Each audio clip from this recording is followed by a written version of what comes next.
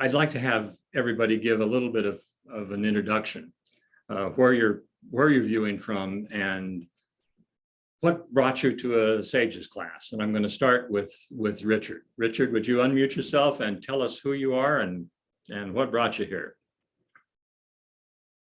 Oh, I'm on the spot as the first one. Okay. Absolutely.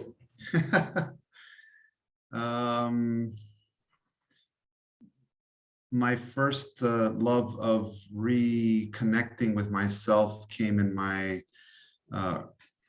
early 30s when I stumbled upon the Tao Te Ching. And it was definitely the gateway into seeing something deeper in myself and in the world. That led me through many different pathways,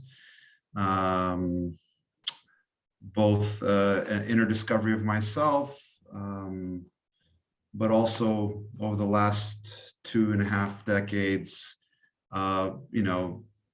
losing also that wisdom that I first initially found so beautiful, the flow of the Tao, the rhythm of it. It was just coming out of the paper with just the rhythm. It had a rhythm to it. It just felt something I'd never seen before. I had never been introduced to anything spiritual or otherwise. My family's background is a Greek Orthodox. I'm from Greece, but I was never a practicing Christian Orthodox in my family. But actually, I was quite put off by the whole religious feeling, and the Tao Te Ching was something I just completely stumbled upon. Loved it at first sight, but then of course life happens. Life happens to you, and whether it's children or work or whatever, it happens, and then sometimes illness comes in and reminds you again, and things that wake you up and make you realize, okay, so I'm sort of in a crossroads in my life. I think probably the quote that came to my heart strongly was, are you ready to be of service? And I've sort of reached crossroads where I'm trying to reorientate my purpose and meaning in life. And it feels like that question, what are you waiting for, feels very poignant right now in my life. And yeah, that's where I'm at. I'm not going to blabber too much, but that's where I am right now. Thank you. I really appreciate that. And that's of service and the broadening definitions of what being of service might mean.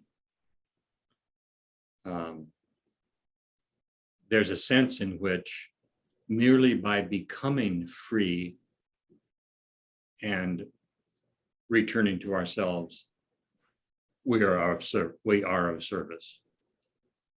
Then, of course, expressions can emerge from that. But the thing itself is a primary service as well. Thank you.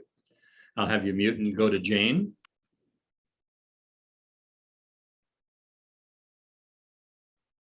Okay.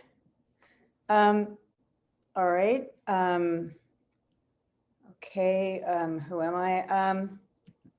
I'm 71 years old. I just left my employment with the medical center May 31st, although I was hit with an illness that kept me almost in bed for almost entirely for 7 months, but I'm recovering from that and gaining strength and endurance, and I'm pretty happy with how fast I'm recovering now, but it's been months. And anyhow, so that's good. And I've always been kind of spiritually touched. And even as a kid, I would do the Stations of the Cross on my knees, and people couldn't understand why I was so devout, but it was like a ritual that I loved.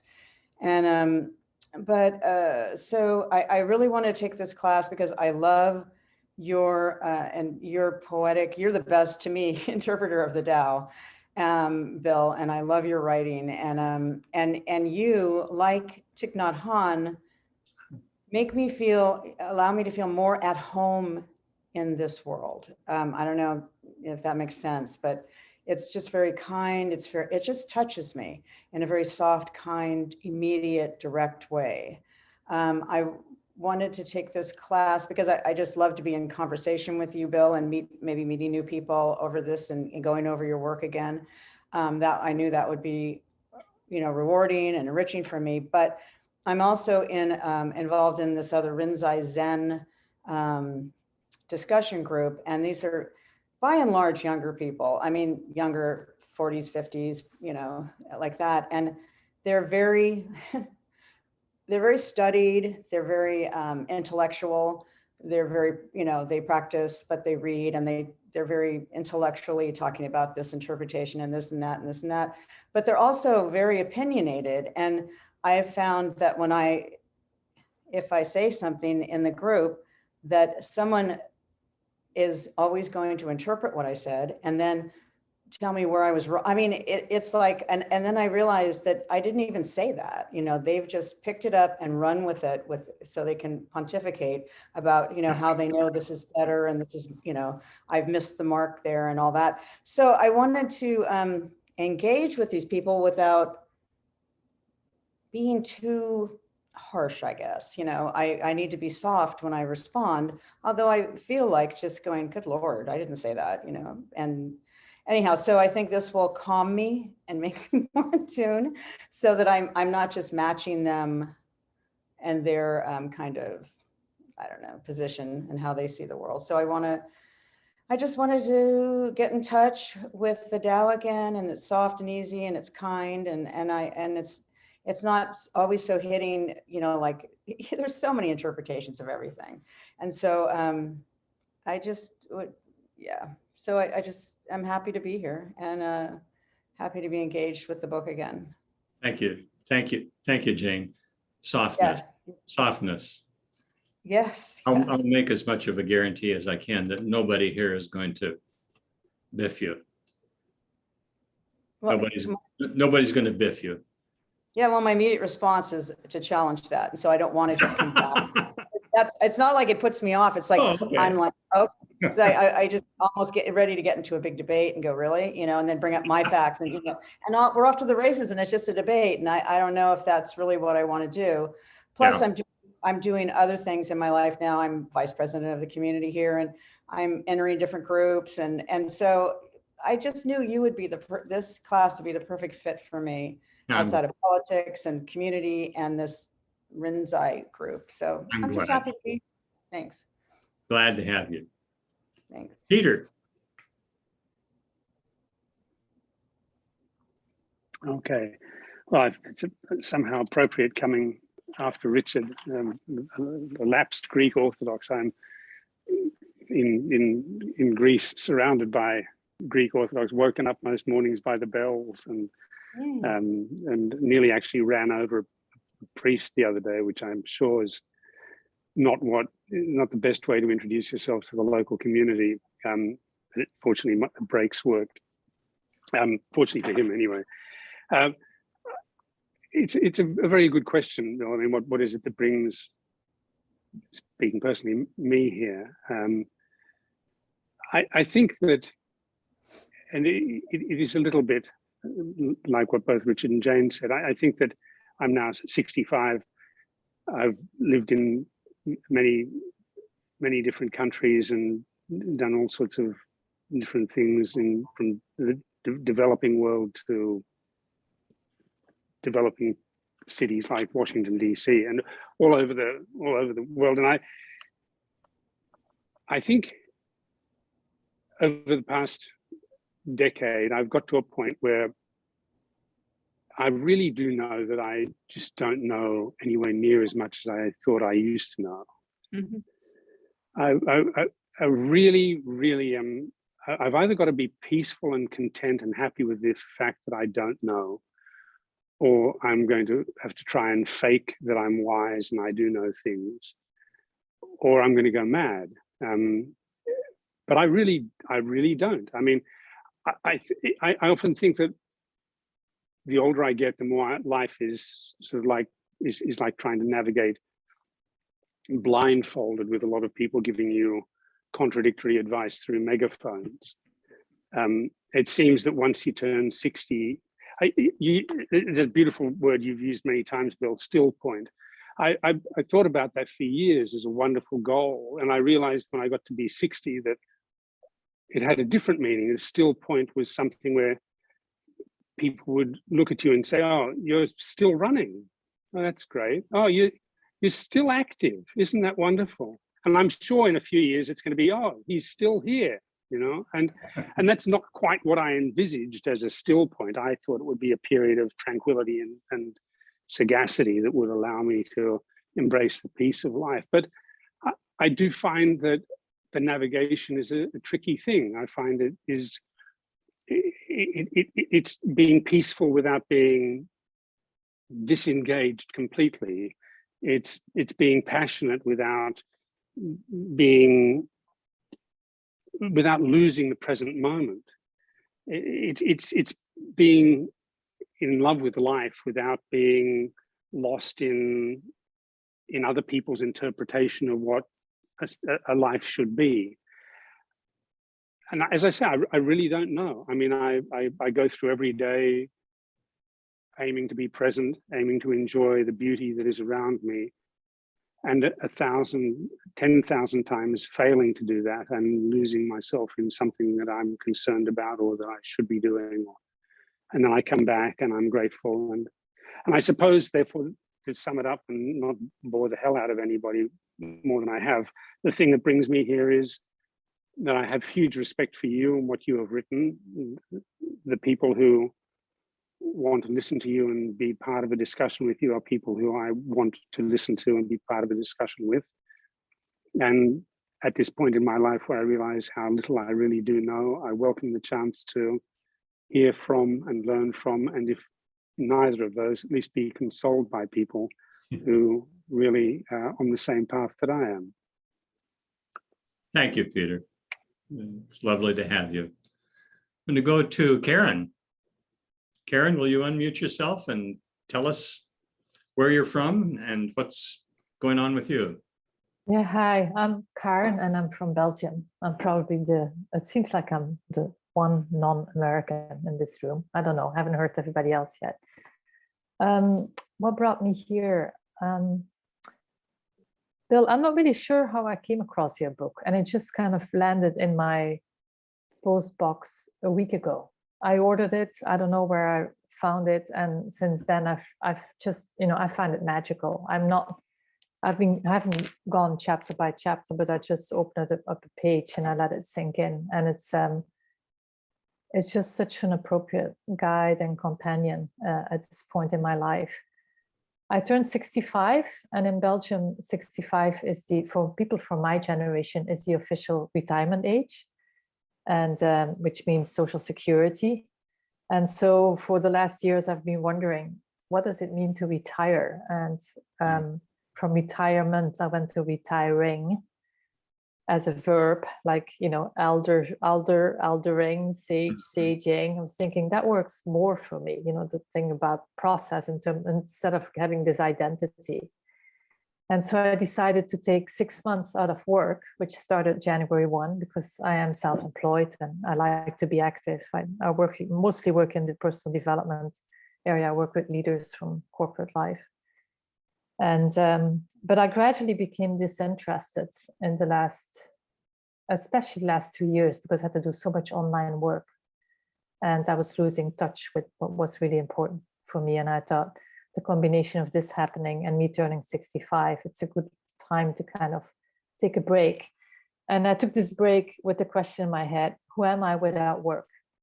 And what am I letting go of? And what is my purpose? I mean, I've been so clear about my purpose in the last couple of years, and now I have this question: what's the purpose of purpose? So I love what you're saying, Bill, about we're of service by becoming free and returning to ourselves, because I feel that this is really what this process to me is about. And I notice myself more and more sort of, somebody said to me, it's apparently some ancient wisdom, I think it's an African wisdom, that when you get old, it's important to turn around and to see where you came from. And when I look back, you know, I can see, I mean, I grew up here, but then I lived in California for 10 years. I lived in different European countries.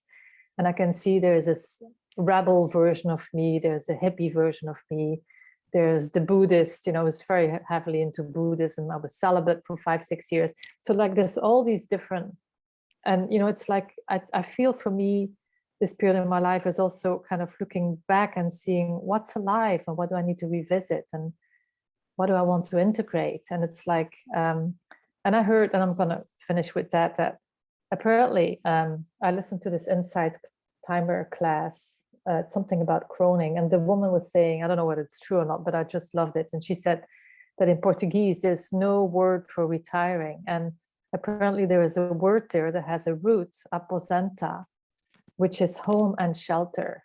And so for me, it's like saging or getting older. It's like reformulating what is home for me. And then, and home is like you're saying, Bill, it's like returning to self, isn't it?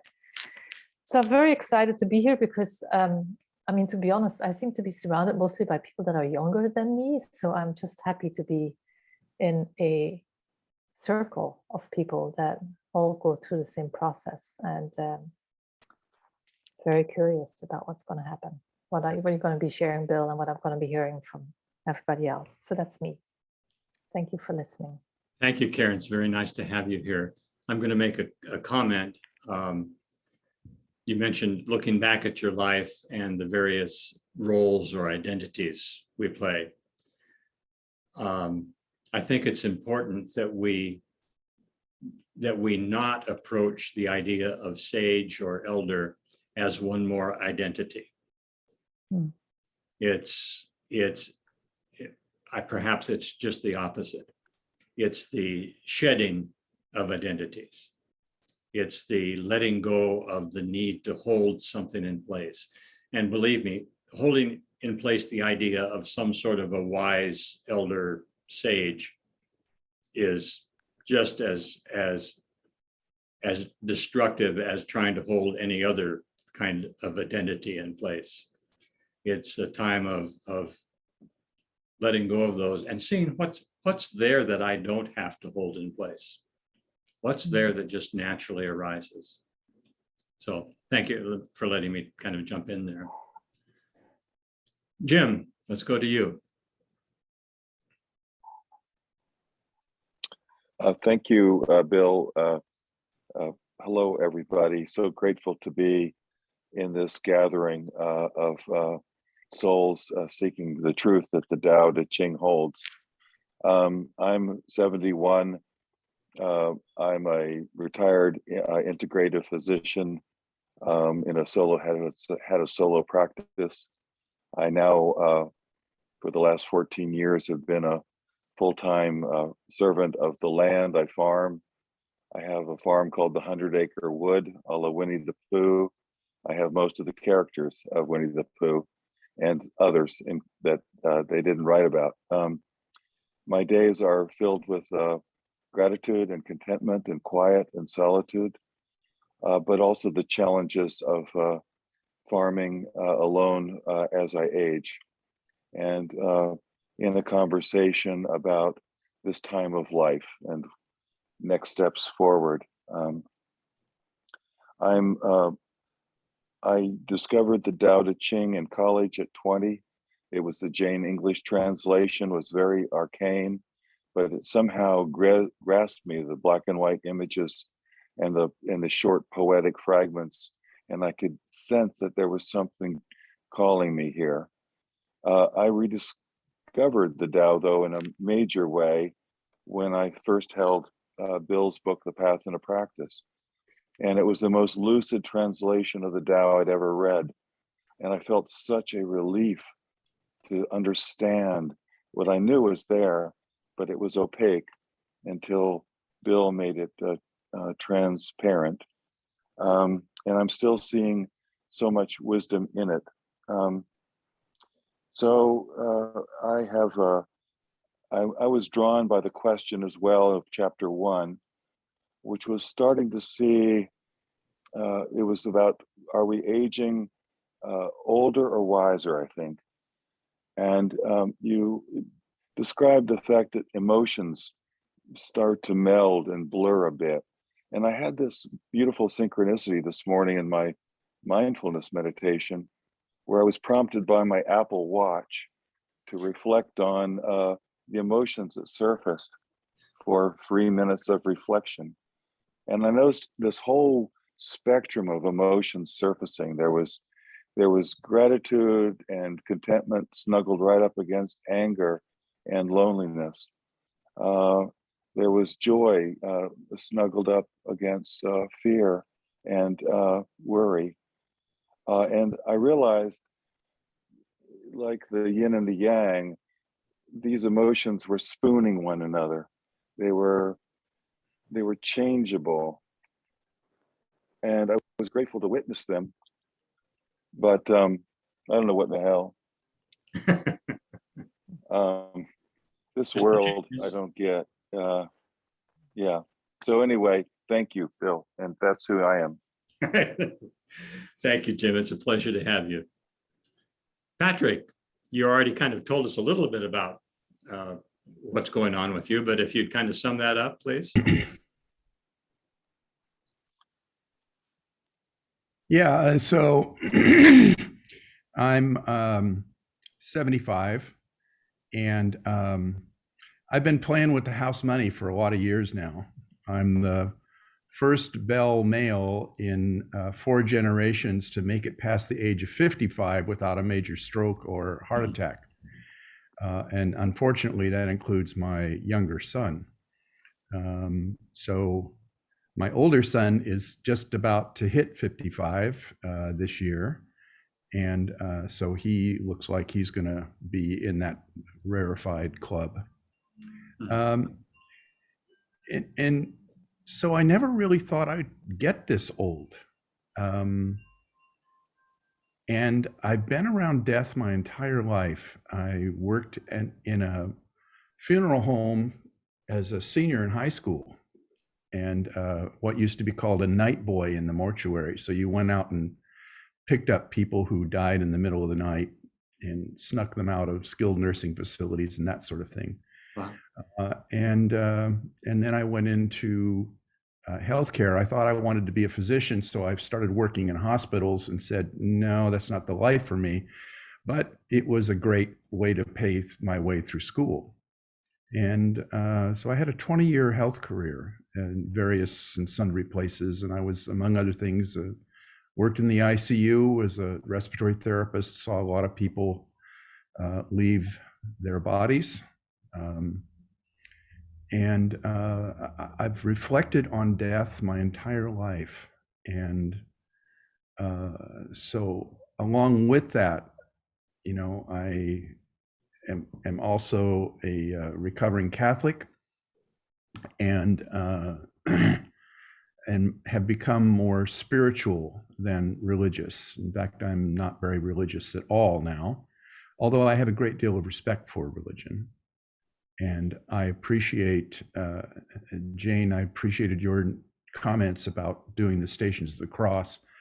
Growing up Catholic taught me about ritual and rites and all of that, even though I said goodbye to all that. So now I'm sort of a functional atheist who believes in the goodness of the, or appropriateness somehow, I don't know what the right word is, of the universe.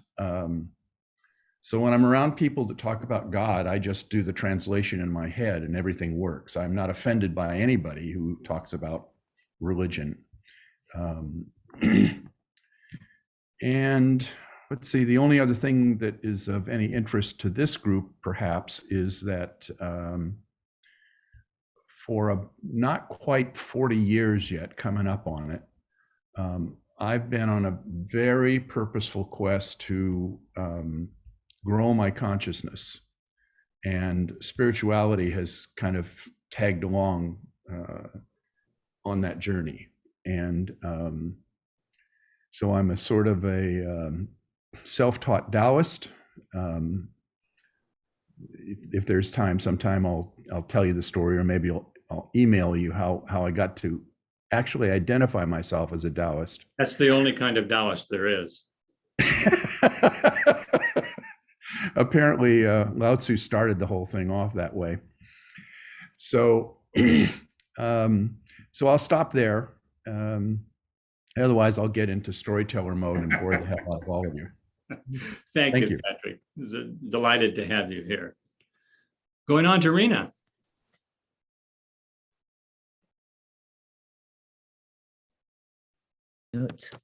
Hi, Hi, Rena. from Minnesota. It's 8 degrees here and we have a couple feet of snow, maybe a little less. We're going through a time of having less snow every year, pretty much, climate change. And so it's a little different. You kind of wished for more snow and it's all happening out east. So that has changed.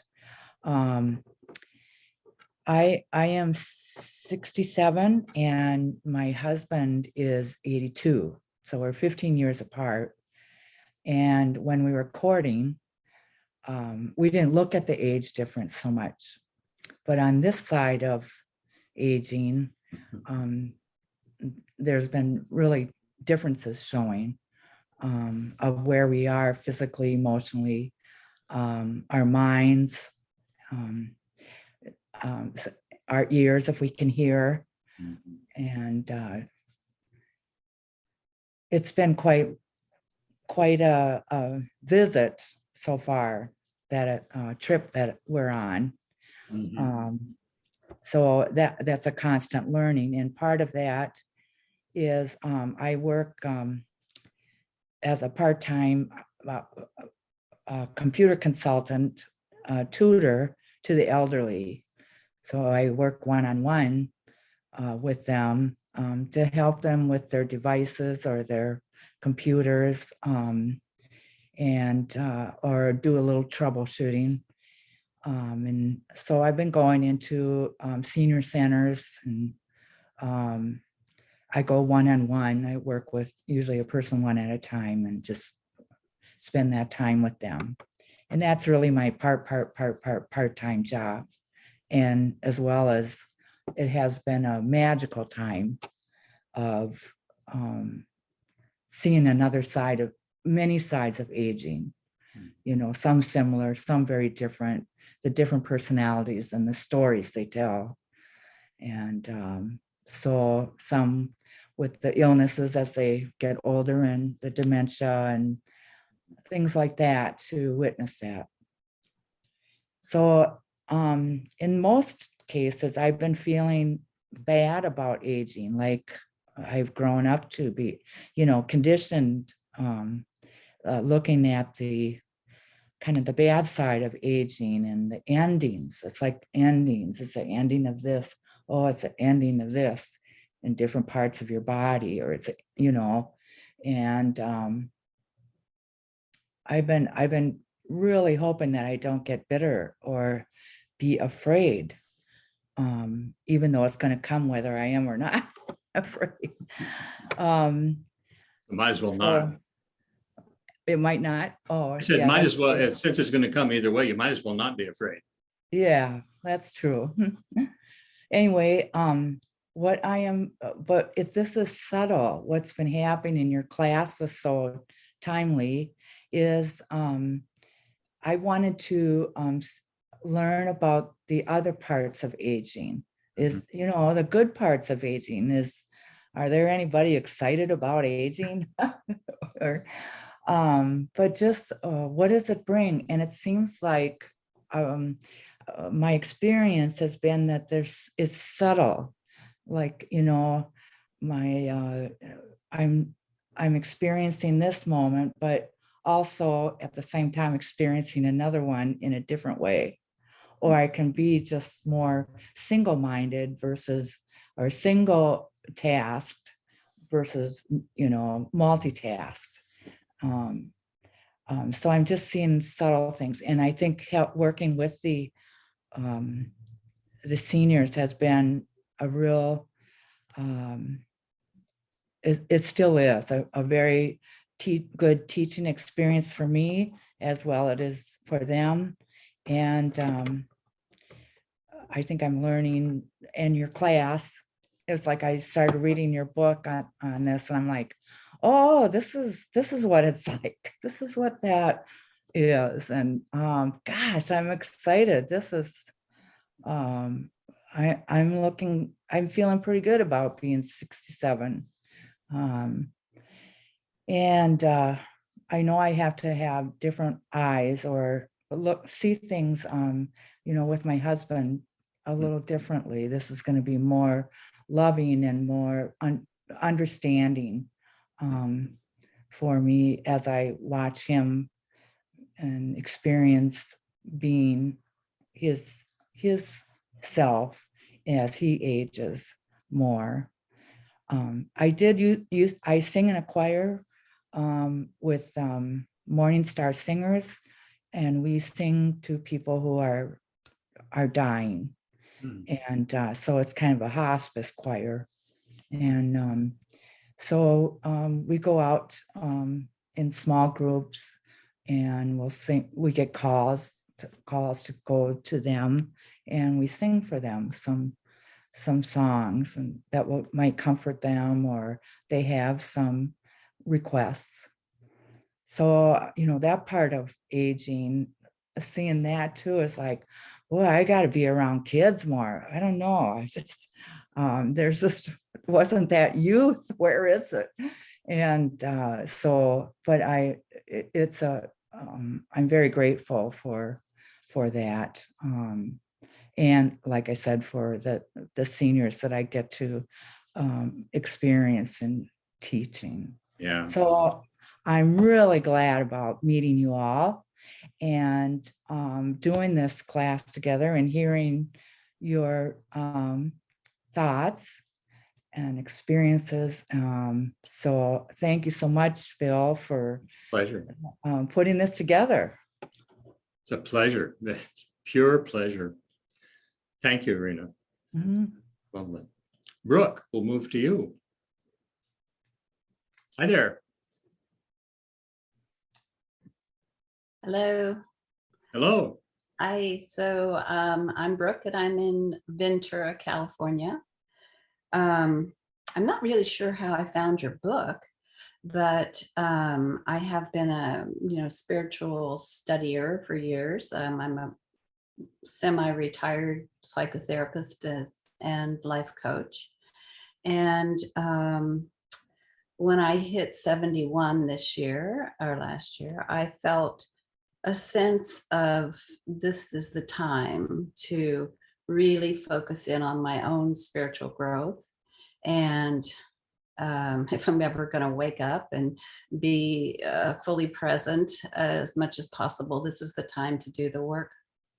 And then about right before Christmas time, I kind of hit a really dark place, and I'm not sure whether the pandemic had something to do with that or anyway, but it felt like a dark night of the soul. And I had your book, and it was very refreshing, and I decided to reach out to you and have a few sessions with you to talk to you about, this sense of being enough, and really tapping in to that place of presence. That I think you mentioned it, being unified, coming home. And I knew that's what I really want to experience and participate and be part of, and shed the ego as much as possible, because there is a lot of letting go about this time of life. And to do that consciously, not just to have it, ripped away, but to really consciously become good at letting go. I think I'm not sure who it was that mentioned about the blurring emotions. I think that was confusing for me. That was kind of happening, as I let go. There's the sadness, there's also the freedom and the joy. So I appreciate so much of what you have shared about how to see these things, the yin and the yang, how to see all of it, how to be with all of it. That has been really, really helpful. I feel like, it's so exciting to be with all of you. that because I feel like we're kind of on a new frontier. You know, I've never aged before. I know it's Ezra Beta wrote a book called Aging for Beginners, you know. So that's what, you know, to have people on the path with me, I'm very grateful. This is like perfect. So I think Thank you. It's a pleasure to have you with us. Moving on to Anina. In Hi, Tahoe. everybody. Yep. I'm Anina. I'm from Chico, but calling in from Tahoe this weekend. It's really good to be here. Thank you, Bill, for holding the space for us. I feel like I'm untwisting as everybody shares their story. Don't realize how many knots I have until they start to untwist a little bit. I'm 53, so I think I'm the baby of the group. So I'm representing Gen X. I'll do the best I can, representing with grace and compassion, my one generation. Never too soon to start. You're right. Well, I was thinking one set of grandparents died in their hundreds and the other set died in their 60s. So I'm not sure which genes I got. So I might as well start now. Yeah, yep. So I was introduced to your book, The Parents Tao Te Ching. I have a son who is struggling with alcohol and drug abuse. And so I discovered your book through pain. And since then, I have just found it just to be such a wonderful gift. I'm reading The Way of the Word right now, and my partner and I, we're doing the couples Tao Te Ching together every night. And now we're in the Sages, and I'm like, ooh, this is good stuff. I belong to several 12-step groups, so I sponsor women all over the world through their recovery, and I try to incorporate Tao wisdom in recovery process because I find that that's where my spirituality leads, so much bigger than a boxed in religion. So I think that's all I've got. I'm in this place where I feel like I'm a sponge, and that's where I should be. You know, I find myself like leaning towards like dark thoughts or fearful thoughts or frustration thoughts. And I'm like, okay, how do I get back?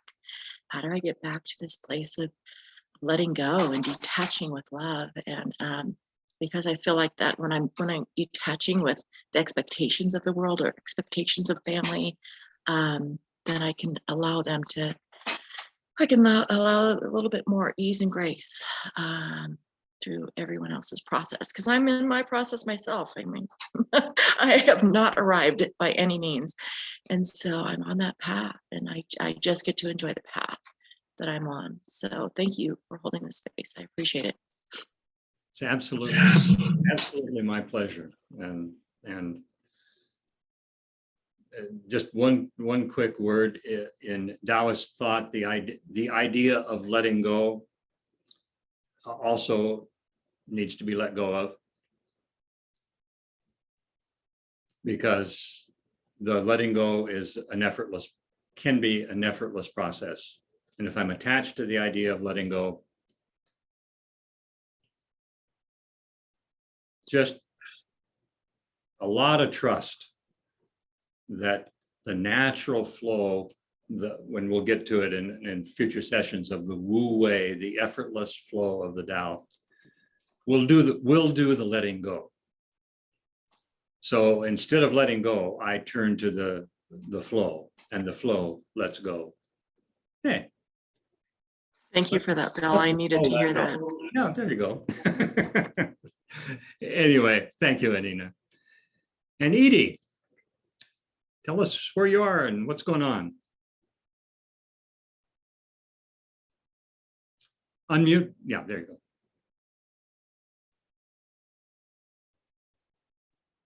There we go. Sorry about that. There's definitely a thread that weaves between us all. I really have a sense of.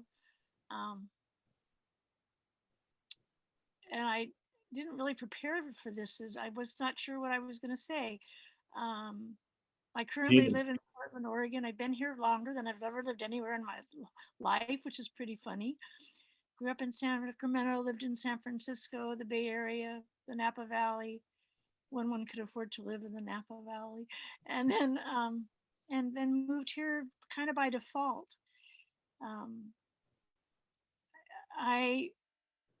My mother died when I was 12. My only sibling was killed when he was 17, and I was a young mother. So my father died when he was 60, but I have a great grandmother whom I only met once in my life from St. Paul, Minnesota. And my joke is I'm named after her, Edith. They only called me Edith when I was doing something and I was in trouble and had to sit in the corner. But so Edie is my preferred name. But she lived to be 107 and outlived 3 husbands. And so pardon me, she lived to be 105. So I say, I want to live to be 107. We'll see where that all goes. But I've been on a spiritual journey just because of my life situation from a very early age. And I've been trained as a spiritual director and a Reiki master, majored in English and French, real pragmatic in college. But I have 4 adult children for whom I am very grateful. And in the last 2 years have been a challenge for me from a physical standpoint, in that I had a bad fall on concrete stairs and sustained a bad head injury. And then on Thanksgiving Day was diagnosed with breast cancer. And 3 weeks ago yesterday, had a right hip replacement. So I'm really grateful for the things I've learned and need to remind myself of on the attitude of gratitude and living in this moment. And was introduced to your book so many years ago, and have given multi copies away of several of your books, Bill. I'm very grateful, and really this feels like the right place to be, the right thing to be doing on this part of the journey, this group, and I'm very grateful to be a part of it and participate in it. So thank you, and thank each of you for your sharing. It's wonderful to be a participant in this. Thank you. And I'm deeply grateful to be a participant in this as well. You know, aging, as has been said, is not for cowards. It's not for, getting old is pigeon poop. It's a difficult journey, and at the same time, it's a most marvelous journey of letting go into freedom. I want to come back to a theme, something that Jane mentioned a while ago. We talk about a certain quality of being a sage, and I don't want to run the risk of falling into a role or some sort of an identity that this is what saging looks like.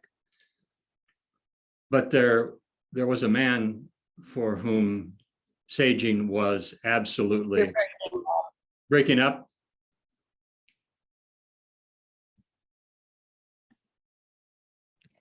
Bill, do you want me to, I'll pop off so you can stay on. No, No? this fine. If going off visual helps, then I'll do that. But I want to take the opportunity to look at the life of Thich Nhat Hanh, who was probably, if anybody ever exemplified the idea or the quality of what it would be like to let go of identities and sink deeply into a quality of peacefulness and mindfulness, it would be Thich Nhat Hanh, a Vietnamese Buddhist monk who passed yesterday at age 95. And I want to honor his life. He was a teacher for me and a teacher for tens of thousands of people. A beautiful man. If you're not aware of his teachings, please familiarize yourself with him. He was a Vietnamese Zen Buddhist, a peace activist during the Vietnam War, in a sense, a social activist, a friend of Martin Luther King. But as his life progressed, he took that journey of integrating all of the trauma of his life in Vietnam, of his being exiled from Vietnam, of all of the things that happened to him, and wove it into a tapestry of true essential self, peace, contentment, and compassion. So I wanted to take a moment to honor him. He was a beautiful man, and his spirit lives on.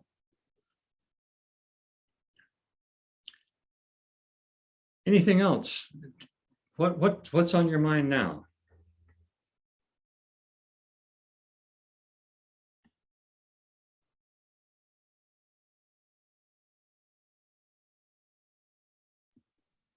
It's Edie. Thank you for sharing about Thich Nhat Hanh. I appreciate that. I just want to say that my heart is really filled with gratitude right now for this opportunity. And thank you for offering it to us, Bill. Oh, absolute pleasure. Thank you. Anything? What else? Questions, thoughts? Bill, Yeah. you made a comment just then that it grabbed me so powerfully. And then, of course, in the next moment, I lost it. But you said, in reference to Thich Nhat Hanh, he exemplified, and you were talking about his egoless peace. Can you speak more to that?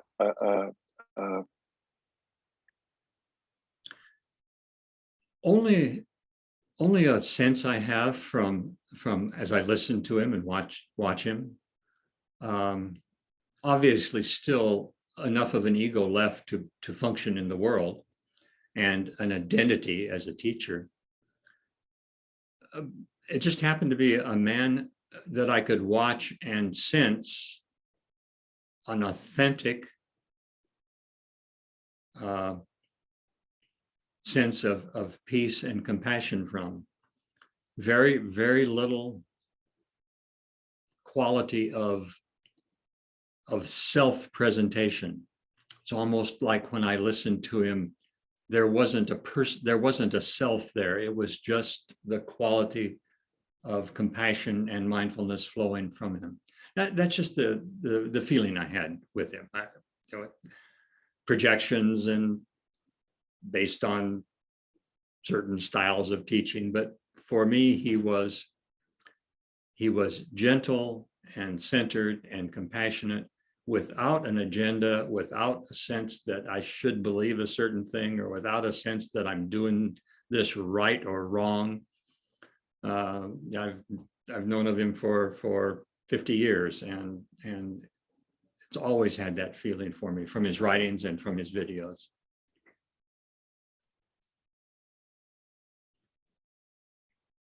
Peter. Just firstly, thank you. I've thoroughly enjoyed hearing from everybody. As I said, I realize I know so little.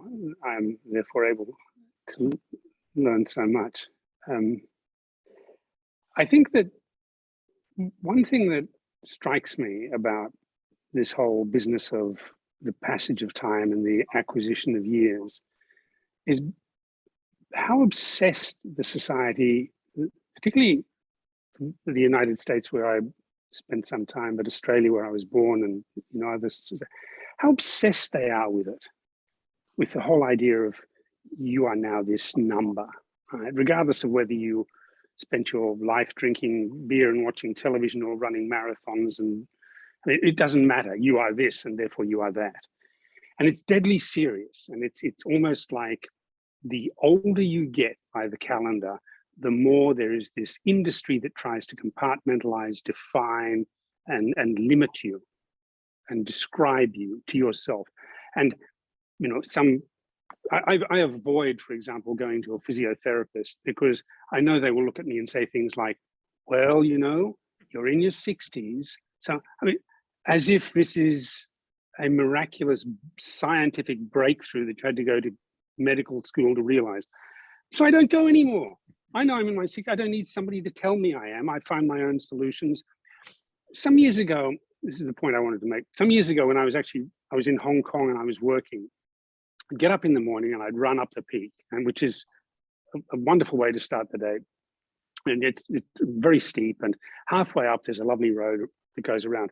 When I would get up to that road, there were these two Hong Kong Chinese men who were then probably in their 60s or something. And I would know they were there because when I was about 200 or 300 yards away, I would hear them raucously laugh. And they would walk there in the morning and they would laugh. And these two men would be roaring with laughter. It was as if the most outrageous jokes were exchanged every morning, and they were slightly rotund, and they would just be, and it's an image that has stuck with me because I think it's great to be grateful for our lives and for the things we have. And I think it's wonderful to be able to keep this industry of fear and limitation at a distance. And it's great to be present, but there's something that I think is even missing there that I would like to aspire to. And that is to be able to get up every damn day and laugh and just be so full of joy at who I am and where I am and what I've got my hands on this day and the privilege it is to be me here now, that all I can do is just put my head up and laugh. And as I get older, that is what I want it to be. Amen, brother. Preach it. Everybody get yourself one of the little Hoti images. You know, the laughing Buddha, the little kind of, it's the Chinese Santa Claus, but I love those. They're called Hotis, the little round bellied, big laugh, bald head Buddha. That is much preferable to me to the very kind of compassionate, withdrawn, otherworldly, I am so spiritual Buddhas that you sometimes see statues of. I think he was fatter than anybody realized. And I think he laughed a whole lot more. I think the same thing of Jesus. He was probably fatter and laughed more than people thought too.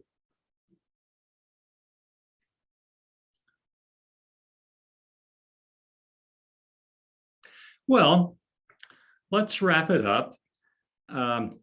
We'll go through we'll look at the next 13 chapters, and I'll send you some questions to look at. But I'd like you to look at this for next week. And let's start off talking with, we've talked about the difficulties and the joys of aging. Let's start next week with what's great about it. What's wonderful about getting old? And you can include infirmities and sicknesses. What's wonderful about getting old and approaching death? What's great about it? What's freeing about it? What's delightful about it? I love Arlo Guthrie's famous, for me, I heard him say it, maybe somebody else said it, die now, go later. And that's what aging lets us do. As those of us who have worked with dying people and worked closely to death, why not die now? And then go much, much later. And what would your life be like if you did that? How great would it be? So next week, we'll start off with what's wonderful about all this. I'll put up this recording when I figure out all the bells and whistles of how to do it, and I'll send out a link to it that'll be private just for you. So if you want to look at it and review the things that you've said. Such a delight to meet everybody. Our paths will be forever crossed. We'll be on this for 6 weeks, and after the 6 weeks are over, I'm developing a program for anyone who is a student of any class I've taught. I'll schedule every 3 or 4 weeks a private get-together question and answer sharing session. So anybody who's been a student will always be able to gather with everybody and chat at least every 3 or 4 weeks. So for now, we're on a 6-week journey. It's such a delight. I'll close and see you all next week at this time. Thank you, Bill. Thank you, pleasure. Bill. My pleasure. Thank you, Bill.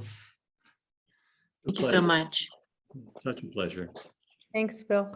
Bye, everyone. Bye, Bye-bye. everybody. Enjoy your day.